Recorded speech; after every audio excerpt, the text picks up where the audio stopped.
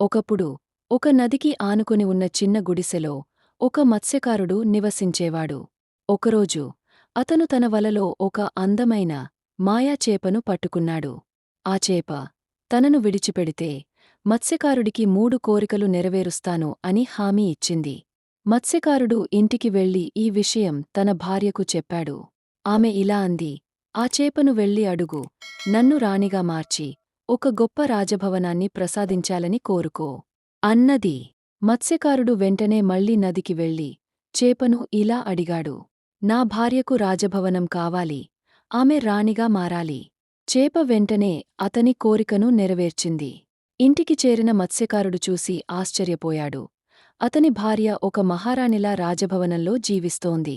చుట్టూ సేవకులు, అపారమైన ధనం, మహిమ.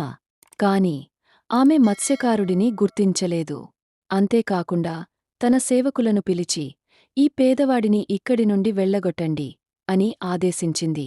అంత బాధపడిన మత్స్యకారుడు మళ్ళీ నదికి వెళ్ళి చేపను వేడుకున్నాడు. దయచేసి నా భార్యను పాత గుడిసెలో తిరిగి జీవించేలా చెయ్యి. నా పాత జీవితం కావాలి అని అన్నాడు. చేప అతని కోరికను కూడా నెరవేర్చింది.